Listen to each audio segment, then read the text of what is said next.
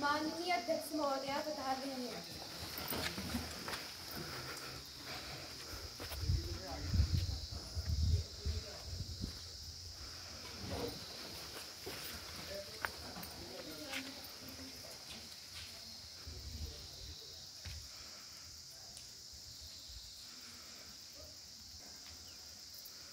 माननीय सभा सदस्यों, प्रश्नकाल की कार्रवाई शुरू की जाती है। मेरे माननीय सदस्यों से अनुरोध है कि प्रश्न स्पष्ट व संक्षेप में पूछे जाने चाहिए। साथ ही मंत्रीगणों से अनुरोध है कि उत्तर यथासंभव संक्षिप्त सार में दिए जाने चाहिए, जिससे प्रश्नकाल में अधिक से अधिक प्रश्न उठाए जा सके। प्रश्न संख्या 1, श्री अमन कुमार।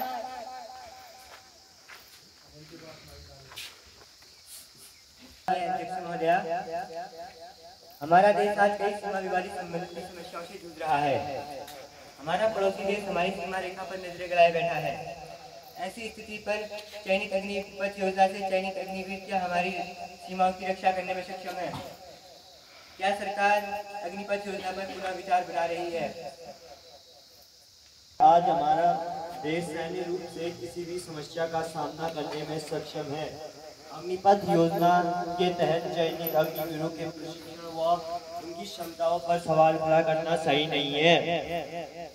हमारी सरकार अग्निवीरों के सुरक्षित भविष्य के लिए कई योजनाओं पर काम कर रही है। संख्या 2, कुमारी अमृता मेहरा। धन्यवाद महोदय, मैं आपके माध्यम से शिक्षा जैसे महत्वपूर्ण मुद्दे पर सरकार से प्रश्न पूछना चाहती हूँ कि विद्यालयों की मूलभूत आवश्यकताओं जैसे विद्यालय भवन, विद्यालयों में खेल मैदान व पर्याप्त शिक्षकों की कमी मेरे राज्य उत्तराखंड में है। क्या सरकार इन विद्यालयों में पर्याप्त सुविधाएं देने पर विचार कर रही है? प्रश्न कंकन कीजिए। अधिकांश गरीबों के ही बच्चे विद्यालयों में पढ़ते हैं। महोदया, हमारी सरकार समग्र शिक्षा अभियान के द्वारा विद्यालयों की मूलभूत आवश्यकताओं की पूर्ति के लिए है। ये राज्यों की जिम्मेदारी है कि वे विद्यालयों में शिक्षक, पर्याप्त भवन व खेल के मैदान बनाने के लिए कार्य करें। हम इन सुविधाओं की मॉनिटरिंग के लिए योजना बनाने पर कार्य कर रहे हैं। कुमारी मनीषा आर्या। माननीय अध्यक्ष महोदया, मैं देश के समस्त कर्मचारियों का आज सबसे बड़ा मुद्दा पुरानी पेंशन का है। सेवानिवृत्ति के बाद सुरक्षित भविष्य पाना हर कर्मचारी का अधिकार है। महोदया, नई पेंशन योजना में कर्मचारियों का भविष्य सुरक्षित नहीं है। क्या सरकार पुरानी पेंशन योजना में कोई विचार कर रही है? सरकार नई पेंशन योजना की कुछ कमियों को दूर कर यूपीएस यूनिफाइड पेंशन सिस्टम ला रही है। इसमें कर्मचारियों को न्यूनतम निश्चित पेंशन गारंटी मिलेगी। पुरानी पेंशन योजना की ओर लौटना संभव नहीं है। आचार्य कुमारी निर्मला। बांग्लादेश में राजनीतिक अस्थिरता का माहौल चल रहा है। वहाँ की अल्पसंख्यकों पर अत्याचार हो रहे हैं। साथ ही हमारे देश से नागरिकों को सुरक्षा प्रदान करना हमारे देश की जिम्मेदारी है। अध्यक्ष महोदया, मैं आपके माध्यम से यह प्रश्न पूछना चाहती हूँ कि हमारी सरकार बांग्लादेश में फंसे नागरिकों के लिए क्या कर रही है? सरकार बांग्लादेश के हालातों पर नजर बनाई हुई है। हम बांग्लादेश के स्थित अपने दूतावास से लगातार संपर्क में हैं। वहाँ की आंतरिक सरकार के प्रतिनिधियों से लगातार बातचीत जारी है। हम अल्पसंख्यकों पर किसी भी तरह के अत्याचार की निंदा करते हैं। कोई भी जिम्मेदार देश इस तरह के कृत्यों का समर्थन नहीं कर सकता है। हमारे देश के नागरिकों के सुरक्षित वापसी के लिए सरकार प्रयास कर रही है। 5, कुमारी पूजा।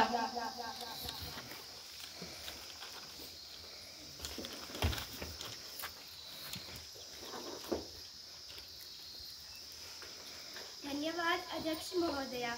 जम्मू कश्मीर सहित आज अधिकतर राज्य आतंकवाद की समस्या से जूझ रहा है। जम्मू कश्मीर में कई निर्दोष नागरिकों की हत्या हो रही है। सरकार इसकी रोकथाम के लिए क्या कार्य कर रही है? मैडम, हमारी सरकार नागरिकों की सुरक्षा के लिए प्रतिबद्ध है। हम आतंकवादियों को मिटाने के लिए लगातार कार्य कर रहे हैं। हम ऐसा कानून लाने पर विचार कर रहे हैं जिससे आतंकवादियों को कड़ी सजा मिल सके। संख्या है दिव्यांशु कुमार।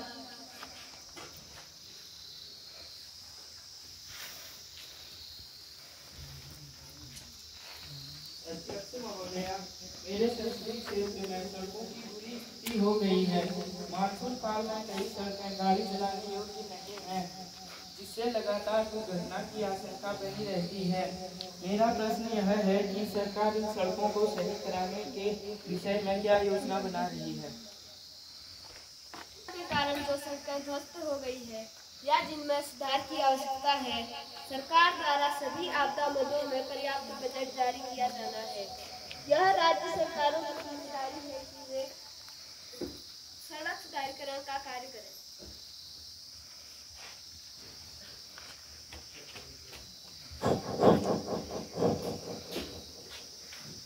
प्रश्न संख्या 7 कुमारी दीपा।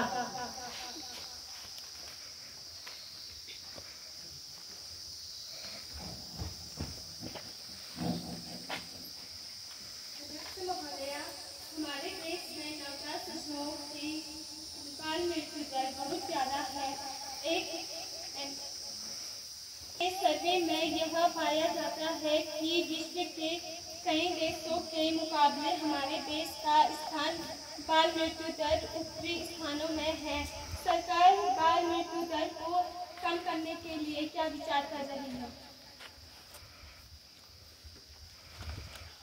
अध्यक्ष महोदया, हमारी सरकार बाल मृत्यु दर को कम करने के लिए कई कार्यक्रम चला रही है।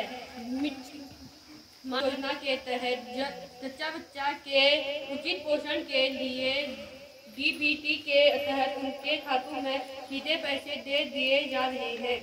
सरकार का यह भी प्रयास है कि सुरक्षित प्रसव के लिए अस्पतालों में विशेष सुविधाएं दी जा रही हैं। इसके लिए राज्य सरकारों को पर्याप्त बजट उपलब्ध कराया जा रहा है। सागर पाठक।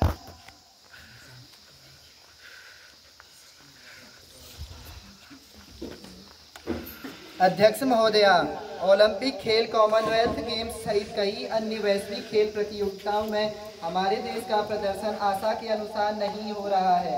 हमारे देश में खेलों के विकास के लिए सरकार क्या कदम उठा रही है? महोदया, जब तक हमारे देश में खेलों के लिए आधारभूत माहौल नहीं होगा, हमारे देश के खिलाड़ी अंतर्राष्ट्रीय प्रतियोगिताओं में पदक नहीं ला सकते। खेलों को बढ़ावा देने के लिए हर संभव प्रयास कर रही है।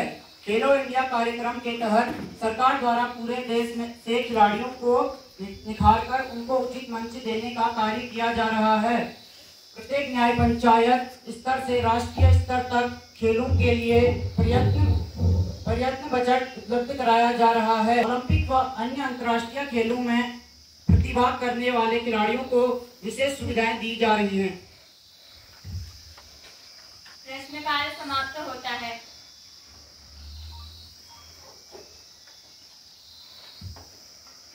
माननीय अध्यक्ष महोदया, मैं शिक्षा से संबंधित बहुत महत्वपूर्ण विषय पर एक विधेयक सम्मानित सदन के सम्मुख प्रस्तुत करना चाहती हूँ। विधेयक का शीर्षक है शिक्षा सुधार अधिनियम 2024। विधेयक प्रस्तुत करने की अनुमति प्रदान की जाती है।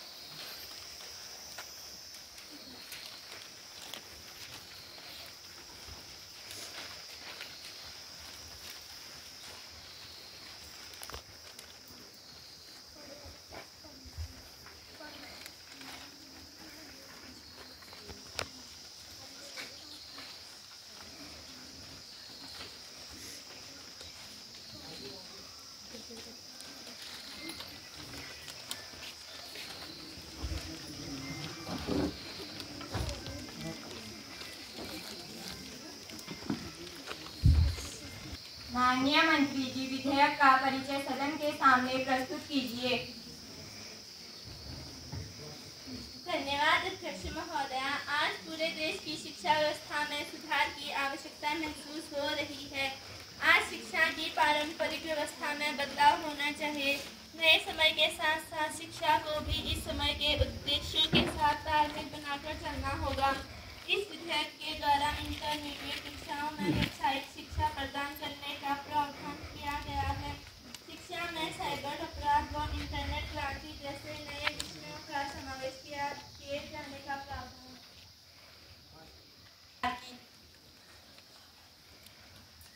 महोदया, सरकार द्वारा प्रस्तुत विधेयक लाने की आवश्यकता ही नहीं थी, क्योंकि पुराना कानून अपने आप में ही संपूर्ण है। अगर सरकार नया विधेयक ला रही है तो यह अपने आप में अपूर्ण है। नए विधेयक में प्राचीन भारतीय इतिहास, स्वतंत्रता आंदोलन व देश के लिए शहीद महापुरुषों की जीवनी को विद्यालयी पाठ्यक्रम में शामिल किया जाए। मैं इस महत्वपूर्ण विधेयक के समर्थन में हूँ। मेरे विचार से यह विधेयक आधुनिक युग की शिक्षा को प्राप्त करने में सफल होगा। मैं प्रधानमंत्री जी सहित संपूर्ण सरकार को महत्वपूर्ण विधेयक को प्रस्तुत करने पर बधाई देता हूँ।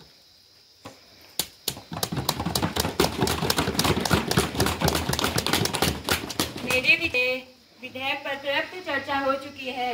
अब विधेयक पर मत विभाजन होगा। महोदया, विधेयक पर सत्ता पक्ष के अधिकार लोग भी सहमत नहीं लग रहे हैं, इसलिए गोपनीय मत विभाजन होना चाहिए। मत विभाजन की आवश्यकता नहीं है। जो सदस्य इसके पक्ष में है बोलिए आए। जो सदस्य इसके पक्ष में नहीं है बोलिए ना। मेरे विचार से बहुमत हाँ के पक्ष में है। यह विधेयक इस सदन द्वारा पारित किया जाता है।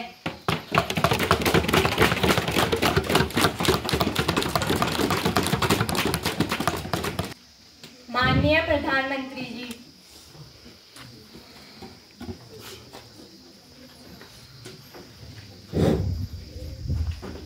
धन्यवाद अध्यक्ष महोदया।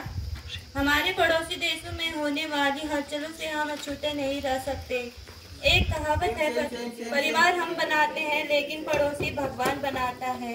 आज बांग्लादेश की जो हालत है, इसके लिए बांग्लादेश के सरकार की कमजोरी इसका कारण है। सरकार जनता के लिए है, वहाँ की सरकार जनता में अपने लिए पनप रहे, असंतोष को नहीं पहचान पाए। हम सभी देशों की संप्रभुता का सम्मान करते हैं।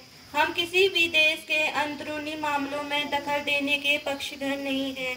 आजादी के बाद से ही हम पंचशील सिद्धांतों का पालन करते आए हैं। हमें यह स्रोतों से पता चला है कि बांग्लादेश में हिंदुओं सहित अन्य अल्पसंख्यक समुदायों पर कई हमले हुए हैं। अल्पसंख्यक की महिलाओं पर हिंसा व दुराचार की भयावह खबरें हमारे सम्मुख आई हैं। हमारी सरकार इस प्रकार के सभी वृत्तियों की निंदा करती है जो मानवता के खिलाफ है। जहाँ तक बांग्लादेश में हमारी नागरिकों की सुरक्षा का है, वहाँ की सरकार के प्रतिनिधि से बात हुई है। उन्होंने मुझे नागरिकों की सुरक्षा करने का आश्वासन दिया है। हमारे नागरिकों की सुरक्षा हमारे देश की सर्वोच्च प्राथमिकता है। विदेश मंत्रालय के अधिकारी हमारे नागरिकों की सुरक्षित वापसी के लिए बांग्लादेश को रवाना हो गए हैं। मैं आपके माध्यम से इस सदन को अवगत कराना चाहती हूँ कि एक भी नागरिक समस्या में नहीं रहेगा। यह हमारे सरकार की जिम्मेदारी है। बहुत बहुत धन्यवाद।